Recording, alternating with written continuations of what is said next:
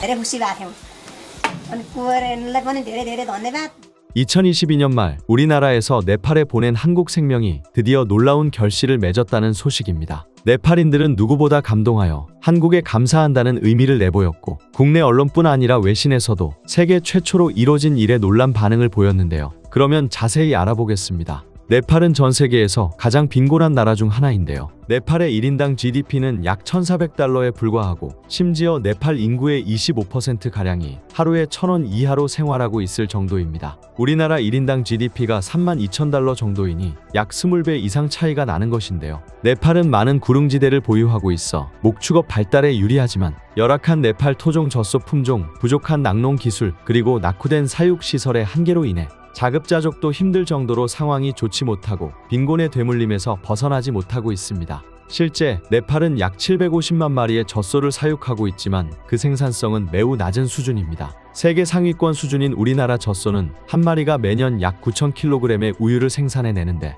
네팔 젖소 한 마리의 연평균 우유 생산량은 약 1,000kg에 불과한 수준으로 우리나라와 무려 9배나 차이가 나는 정말 심각할 정도로 낮은 생산량을 보이고 있죠. 네팔에서도 생산 효율을 개선하는 시도를 해왔지만 마땅한 방법을 찾지 못한 상황인데요. 그런데 2022년 말 빈곤에 허덕이는 네팔을 위해 고심하던 한국이 해결책을 찾아 나섰습니다. 해퍼코리아를 필두로 농식품부, 서울우유 등에서 우수한 한국 젖소 101마리를 네팔에 보내 네팔 젖소씨 수소 품종을 한국의 우수 젖소 품종으로 전환시키려는 도전을 한 것입니다. 그리고 현재 놀라운 결실을 맺어 언론에 보도될 정도로 화제가 되고 있는데요. 그렇다면 왜 살아있는 우리 젖소를 보내주면서까지 네팔에 도움을 주려고 한 걸까요? 그 이유는 과거 우리도 똑같은 상황을 겪었고 같은 도움을 받았기 때문입니다. 일명 한국을 위한 노아의 방주 작전인데요. 1952년 한국전쟁 중 폐허가 된 한국은 배고픔에 굶주렸고 가축은 씨가 마른 상태였습니다. 당장 먹을 것도 문제였으나 가축이 없으니 형편이 나아질 기미가 없었죠.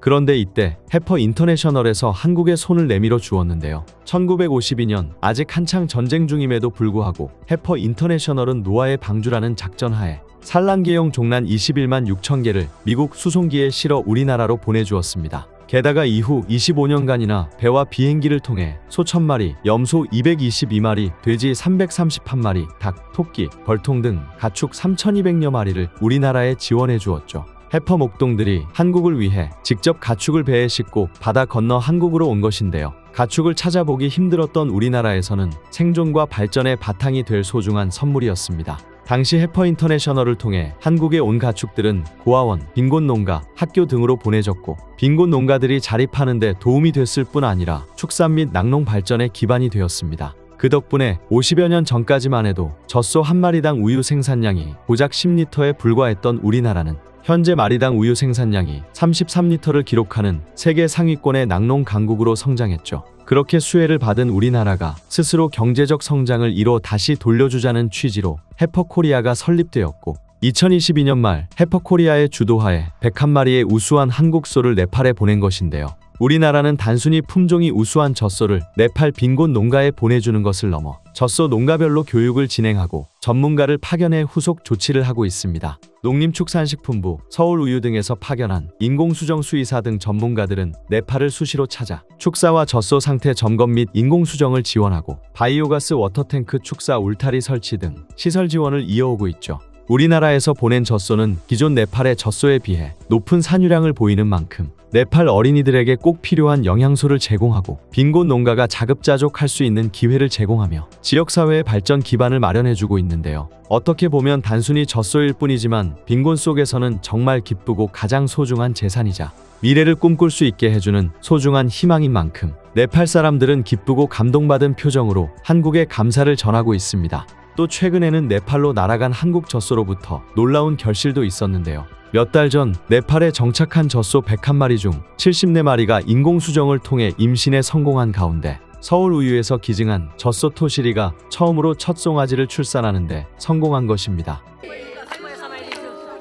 이러한 기쁜 소식에 첫 송아지의 주인인 네팔 수혜농가에서는 한국에 대한 고마움의 의미를 담아 첫 송아지에 감사라는 이름을 붙여주었고 감사의 출산 소식에 네팔 신문 일면을 장식할 정도로 뜨거운 관심이 쏟아지고 있습니다. 또한 네팔 현지에서는 한국 젖소의 첫 출산 기념으로 신둘리지구 카말라마이시에서 시범 낙농마을 건립 선포식을 가지기도 했죠. 시범 낙농마을은 한국 순종 젖소 생우와 유전자원, 한국의 낙농 기술 등이 접목되어 해외에 건립된 한국 최초의 낙농마을으로 한국의 유전자원인 젖소 생우가 다른 나라로 보내진 것도 최초이지만 한국형 사료와 동물의약품 그리고 국내 수의 번식 전문가의 인공수정 기술 등 한국의 선진 낙농 기술을 기반으로 한 한국형 젖소가 해외에서 사육 출산까지 한 것은 유례없는 일인데요. 한편 한국전쟁 후 해퍼 인터내셔널로부터 소 2마리를 받아 낙농업에 뛰어든 이재복 씨가 어느덧 100여 마리의 소를 키우는 목장주가 되어 이번 네팔 젖소 지원에 참여해 감동을 주고 있는데요.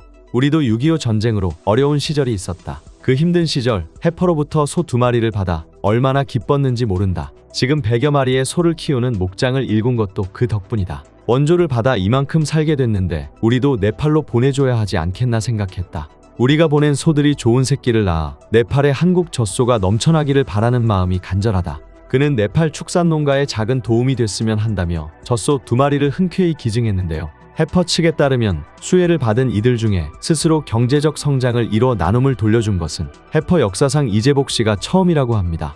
네팔 언론 카트만두 포스트에서는 한국에서 온 젖소에 대해 현지 농가와 인터뷰하며 자세히 소개하기도 했는데요.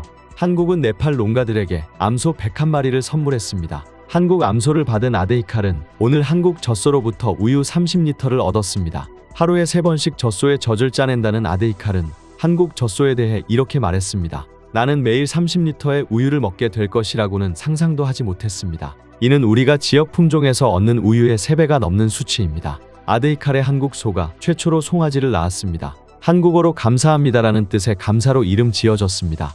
한국 젖소는 검은색과 흰색, 빨간색의 색상 패턴을 가진 크고 세련된 모습입니다. 아데이칼은 분만 후 22일이 지나면 우유 생산성이 증가할 것으로 예상된다고 합니다. 다음 루크무니는 토종소 11마리와 한국소 2마리를 키우고 있습니다. 그녀는 토종소 11마리를 이용해 매일 80리터의 우유를 판매하는데 한국소 2마리에서 60리터의 우유를 받을 수 있을 것이라고 말합니다. 소에게서 하루에 30리터를 얻는다는 것은 상상도 하지 못했습니다. 지금까지 우리가 생산한 우유의 최대량은 하루에 10리터입니다. 그녀는 더 많은 수확량과 수입을 얻을 것을 기대하고 있습니다. 수도에서 100km 떨어진 이곳 농장은 많은 농가의 희망이 되고 있습니다.